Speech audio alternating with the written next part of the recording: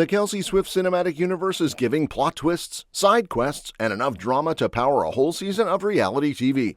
First up, Taylor and Travis kick things off with a cozy family dinner at his Kansas City steakhouse, turning date night into a full-blown family crossover episode. And then comes Travis's ex, Kayla Nicole, dropping her new "no more athletes ever again" dating rule like she's updating league regulations.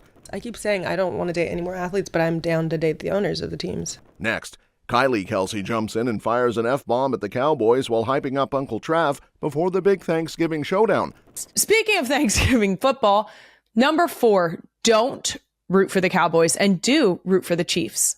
Let's go, Uncle Trav! Meanwhile, Cowboys owner Jerry Jones is practically polishing a throne for Taylor's potential stadium appearance. As Taylor pulls Gilded Age inspo for her wedding, Travis sparks chatter after a very friendly hug with a teammate that had fans wondering how Taylor really felt. And packed in front. Rodney Thomas on the stop. Picture this. Taylor and Travis are deep in their meet the family, eat the steak era, and honestly, it's going great.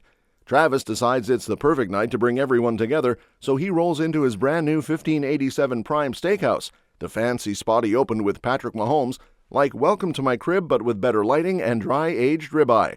His Uncle Don manages to snag a reservation, which already feels like a miracle because that place is booked tighter than Patrick's spiral. And Don doesn't come alone. Oh no, he pulls up with his old Purdue crew, the legendary Purdudes, a name Taylor apparently gives them on the spot because she's Taylor and she's witty like that. These guys have been friends since the 70s, and they are treating this reunion like a championship parade. They've got stories, inside jokes, and probably matching knee braces. Taylor's dad, Scott, joins too, turning the whole thing into a crossover episode nobody knew they needed. After polishing off dinner, the group snaps a photo that eventually lands on Instagram thanks to the daughter of one of the Purdudes, who gleefully announces how her dad basically had the weekend of his life. If I got a private Arrowhead tour, hung with Mama Kelce, and watched a nail-biter Chiefs overtime win from a suite with the Swifts, I'd be floating too. Meanwhile, Swifties had spent the whole weekend wondering who the mysterious old guys were that Taylor kept hugging and high-fiving at the game. Mystery solved. They're just a bunch of wholesome Purdue legends living their best lives.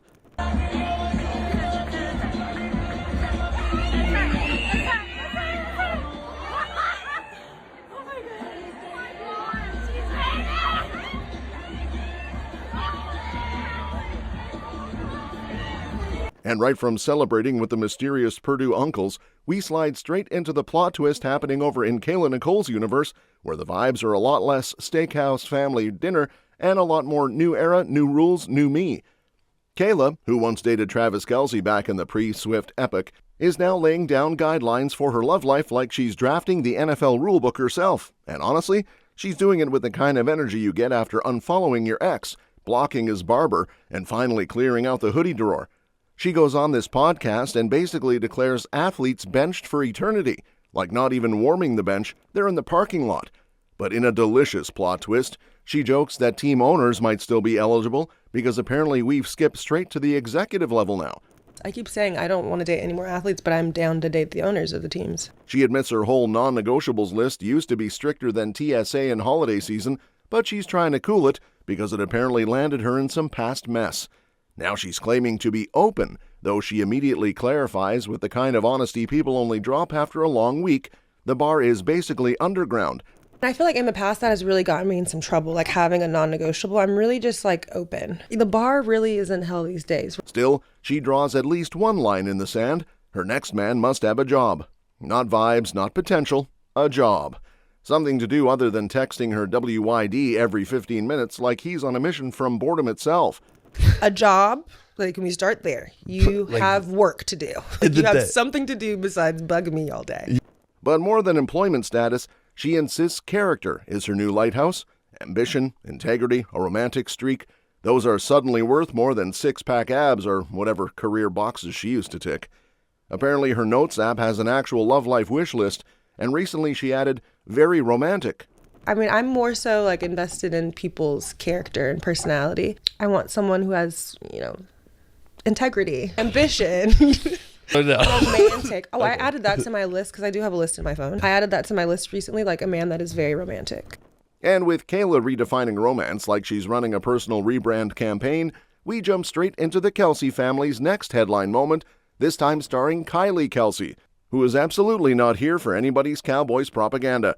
Kylie, proud Eagles fan and chaos delivery machine in the best way, decides Thanksgiving week is the perfect moment to remind the world exactly where her NFL loyalties stand. She hops on her podcast and goes off with the precision of someone who has been waiting her entire life to drag the Dallas Cowboys on a public platform.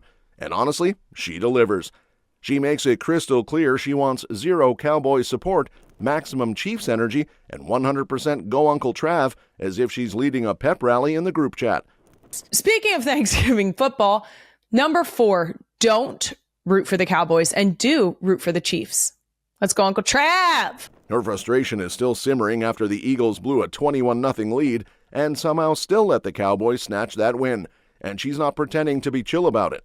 She basically says the whole America's team thing needs to pack its bags, grab a to-go plate, and exit stage left forever. The Cowboys, in her world, they can kindly take several seats and rethink that slogan. I'm so sick of the idea that the Cowboys are America's team, so they can kiss my ass and, you guessed it, get fucked. Meanwhile, Travis is gearing up for the Thanksgiving matchup like it's personal, and honestly, it kind of is. He's already faced the Cowboys a handful of times, snagged catches, racked up yards, and even punched in a rushing touchdown, because why not be a tight end who occasionally decides he's a running back too? But this year, stakes are higher, attention is louder, and America is definitely tuning in. The league scheduled this game knowing full well the ratings would explode, especially with Travis and the Chiefs in the spotlight. And while the league braces for Travis turning Thanksgiving football into a full-blown spectacle, the drama shifts right over to Dallas, where Cowboys owner Jerry Jones is plotting like he's hosting the royal family instead of a football game. This man gets on the radio and starts teasing his big plans for Taylor Swift like he's about to unveil a theme park. He practically gushes that if she shows up at AT&T Stadium, he's ready with an elaborate seat, which sounds less like a chair and more like he's prepping a throne made of brisket and gold-plated cowboy boots. He insists he's the biggest Taylor Swift fan alive, which, respectfully, every Swiftie on earth would like to challenge, but Jerry's talking like he's been streaming folklore on loop since sunrise. And he's not shy about acknowledging the business side either. He basically hints that Taylor showing up has turned NFL viewership into a cheat code, and he's not pretending otherwise.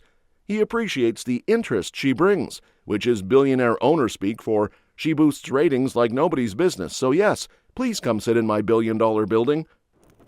Meanwhile, the fact she's engaged to Travis just gives him even more incentive to roll out the red carpet and maybe throw in a monogrammed hat or two.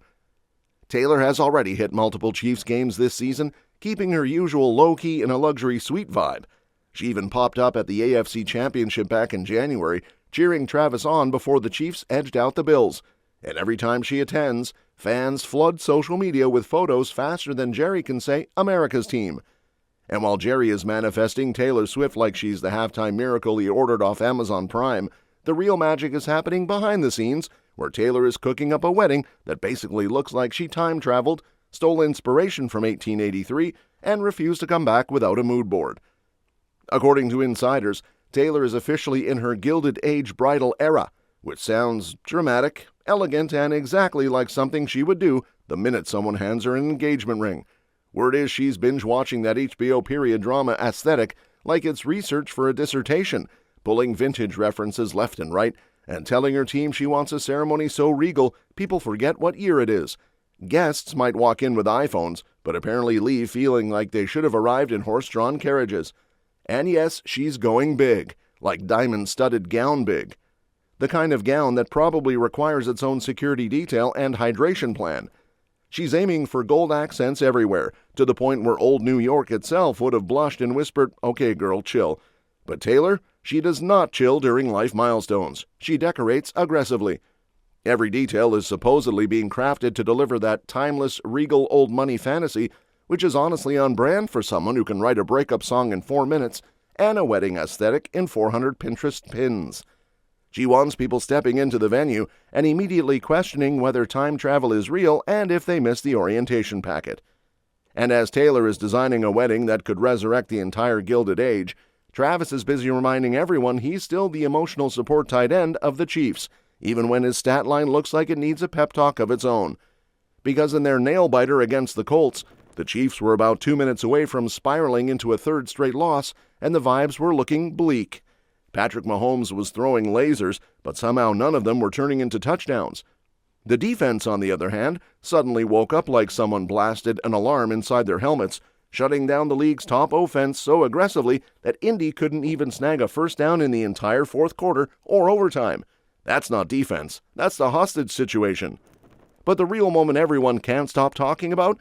Travis going full therapist in cleats after Kareem Hunt coughed up the ball in the red zone.